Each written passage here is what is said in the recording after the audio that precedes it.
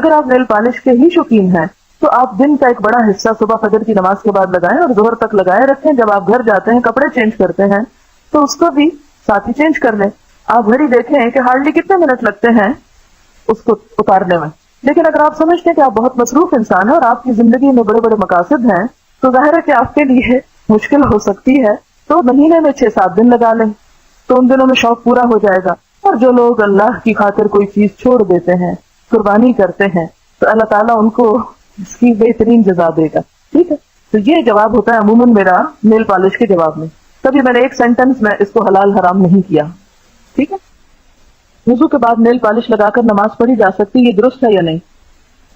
اگر وضو باقی ہے تو پڑھ لیں، اور اگر وضو ٹوٹ گیا ہے تو پھر آپ دوبارہ وضو کرنے کے لیے اسی نیل پالش سے کام نہیں چلا سکتے. بہت سے لوگ یہ کہتے ہیں کہ جیسے وضو کر کے ساکس پہن لیتے ہیں اور اس کے اوپر مسا ہوتا رہتا ہے تو ایک دفعہ وضو کر کے 24 آور نیل پالش میں مسا ہوتا رہے. تو یہ بات درست نہیں ہے. وہ چیز حضور صلی اللہ علیہ وسلم سے ثابت ہے، یہ ثابت نہیں ہے. دین کو ہم اپنی عقل کے ساتھ انٹرپریٹ نہیں کر سکتے کہ اسلام کوئی نیل پالش کا دشمن نہیں ہے. اصل بات یہ ہے کہ وضو میں کوئی بھی ایسی چیز، چاہے آٹا ہو، چاہے پینٹ ہو، لک ہو، چنگم ہو، کوئی چیز جو آپ کے وضو کے اعضاء کے اوپر چپک جائے اور وہ اعضاء بھیگنے سے رہ جائیں، خواہ وہ بال برابری جگہ کیوں نہ ہو، اس سے وضو نہیں ہوتا. پہلی بات تو یہ. اس میں آپ قرآن پاک کی وہ آیت کوٹ کر سکتے ہیں جو وضو کے فرائض کو بیان کرتی ہے. 4 فرائض وضو کے بتائے گئے. اس کے بارے میں یہ آتا ہے کہ ان میں سے صرف ناخن نہیں، اگر کوئی بھی خشک رہ گئی، ایڑی بھی خشک رہ گئی تو بھی آپ کا وضو نہیں ہوگا. پھر وہ حدیث کوٹ کریں. حضرت ابو ہریرہ رضی اللہ تعالیٰ عنہ سے روایت ہے کہ نبی صلی اللہ علیہ وسلم ایک مرتبہ صحابہ کرام کے پاس پہنچے جبکہ لوگ جلدی جلدی وضو کر رہے تھے، اور آپ نے پیچھے سے دیکھا کہ ان کی ایڑیاں وضو کرنے کے باوجود خشک ہیں. تو آپ نے فرمایا ویل للعقاب من النار، ہلاکت ہے ایڑیوں کے لیے آگ سے. 3 مرتبہ بآواز بلند فرمایا کہ وضو بھی ہو رہا ہے لیکن ایڑیاں خشک ہیں. اور دیکھیں کہ ایک اچھا فقیہ جو ہوتا ہے نا، یا مفتی جو فتویٰ دینے والا ہوتا ہے، وہ ایک بات کے ذریعے اور بہت سی باتیں سکھا جاتا ہے کہ وہ لوگ بھی سن لیں جو وضو میں بے احتیاطی کرتے ہیں.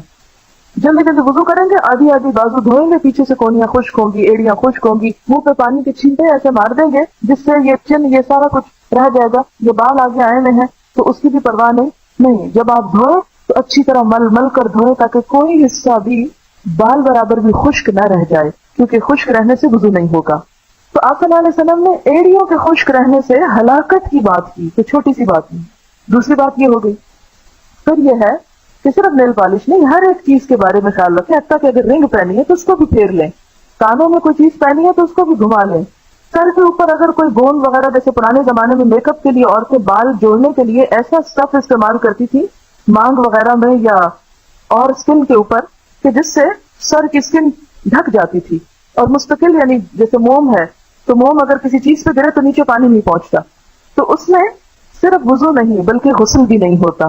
ساتھ ہی ہلکا سا ٹچ غسل کو بھی دے دیں، کیونکہ اگر غسل نہیں اور ناپاکی سے ہم پاک ہو رہے ہیں تو پاکی نہیں ہو پا رہے. ٹھیک ہے نا.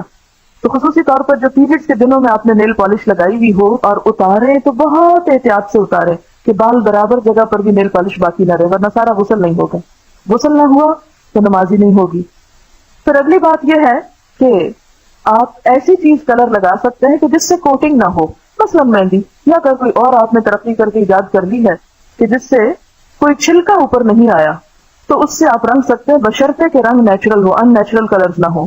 تیسری بات یہ کہ